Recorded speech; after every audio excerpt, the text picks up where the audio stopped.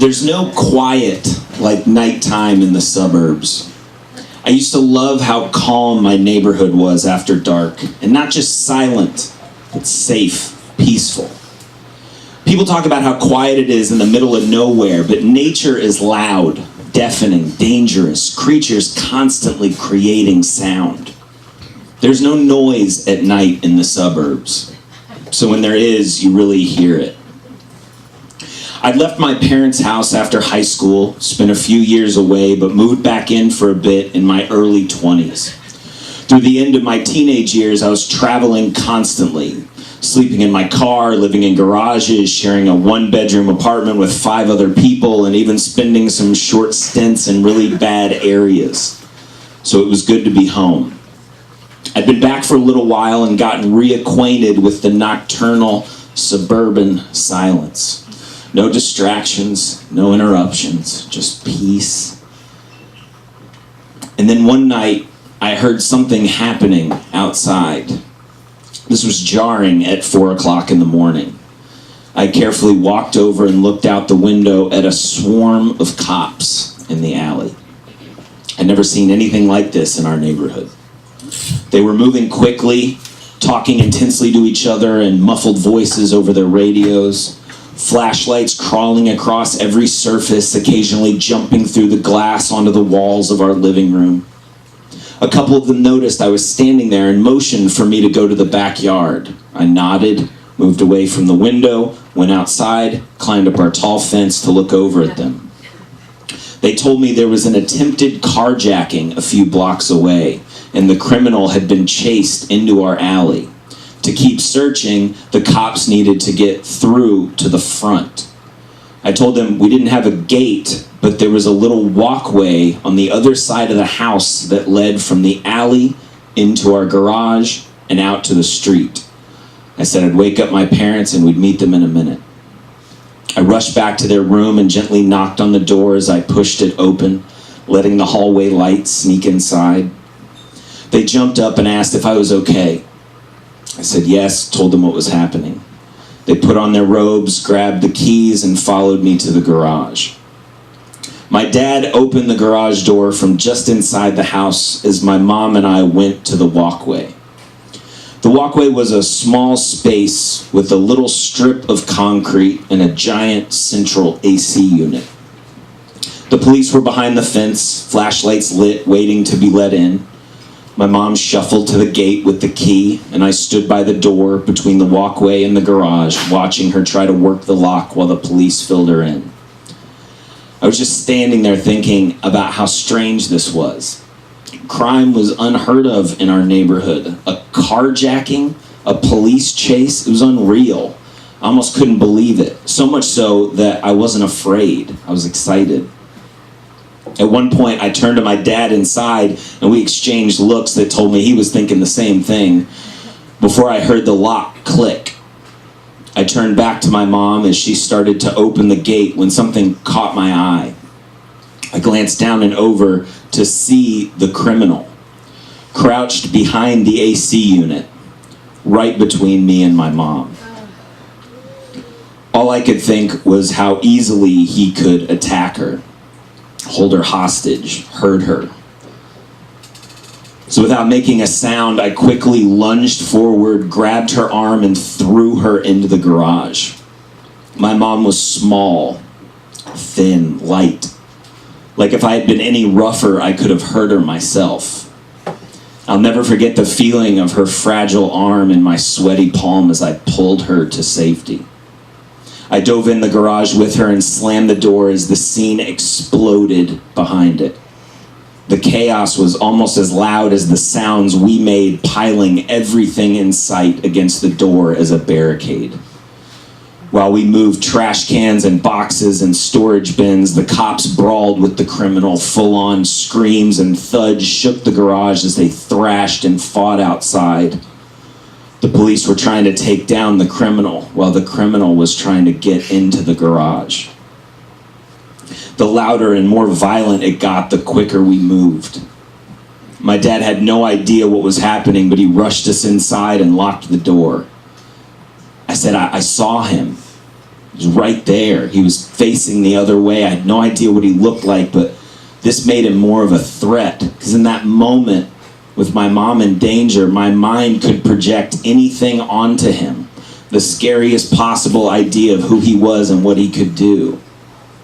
What if the door from the walkway into our garage hadn't been locked? The door from the garage into the house was never locked. He could have come in. He would have. Then what? Standing in our once secure home, realizing what could have just happened, changed everything. We noticed all the open windows as we hustled to the front door and breathed a sigh of relief that it was locked. But it could have been open. And the relief didn't last long because this wasn't over. Only a minute had gone by, but it was more than enough time to imagine the worst. Was someone hurt? Dead? Did he get away? Thankfully, we didn't have to wait long before an officer came and said they got him. He'd been arrested and taken in. Everything was safe. For years, my parents have told this story, always the same way. The night our neighborhood was threatened by a monster, when I was the hero who saved my mom from the big bad criminal. But there's more to it. The truth is, when I first saw the cops in the alley, I thought they were there for me. Because before I got home, I'd been out all night dealing drugs. The years I'd spent away after high school were filled with substance abuse, crime, mental illness. Eventually, I spun out into a psychotic break that put me in a dual diagnosis rehab facility for 30 days. Sobriety fucked me up so bad I was too scared to live alone in my apartment, so my mom and dad let me move back home with them. I lasted about 8 months. By the time I relapsed, we'd been able to rebuild all the bridges I'd burned. My parents hated what I'd become, but still loved who I was, and gave me another chance that I took full advantage of. And as great as this was, it wasn't enough to keep me from going back to drugs. But it certainly helped to hide it. They had no idea. My mom and dad sent me to rehab because they didn't want me to die, but I relapsed because I didn't like being alive. I was sick.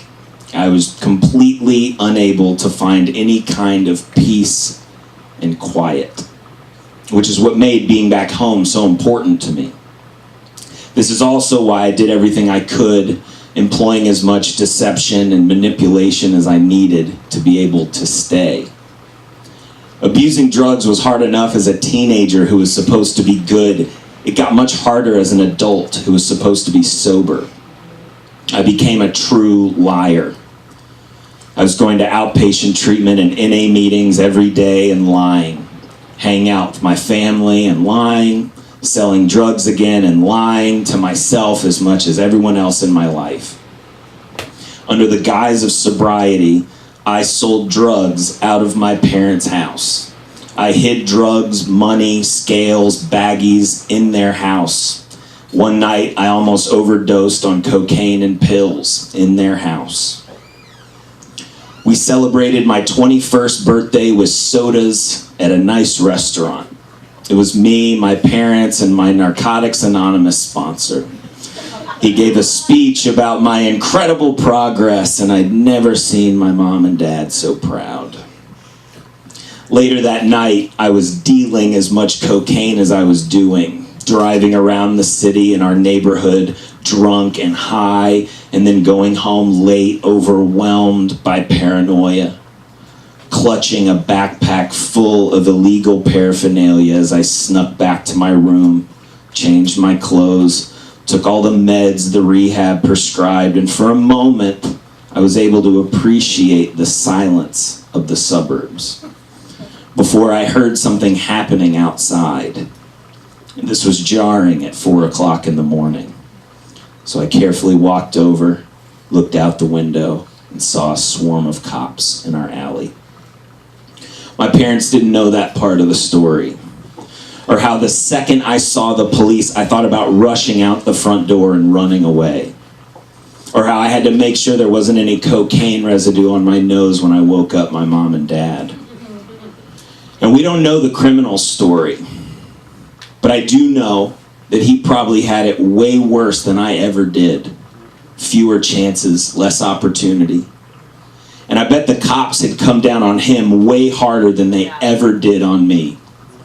I had multiple run-ins with police, but my white skin, nice clothes, and bulletproof bullshit made it so that I was never arrested. But the criminal didn't have those things. He wasn't as lucky. He wasn't as fortunate. He wasn't as privileged. I'll never forget the image of him hiding behind the AC unit in the walkway. His face was shoved between his folded legs, his hands covering his head, his whole body shaking violently. He was young, probably my age, and scared. In that moment, I was just as afraid for my mom more than anything, so I wasn't able to truly register the state he was in. But when it was all over, I felt so bad for him. I was him. I was worse than him. I'd been given advantages that he'd probably never had access to and wasted them. My parents gave me the rare gift of a second chance, and I poisoned it. When the adrenaline of that night died down, I came tumbling back to reality. The reality that he wasn't the only bad guy in this story. The reality that I'd broken just as many, if not more, laws that night than him. I did more damage to our quiet, safe neighborhood than him, and I was much more of a threat to my family than him. The reality that, as far as I'm concerned, I was the real monster. Thank you. Give it up for Ryan Hicks.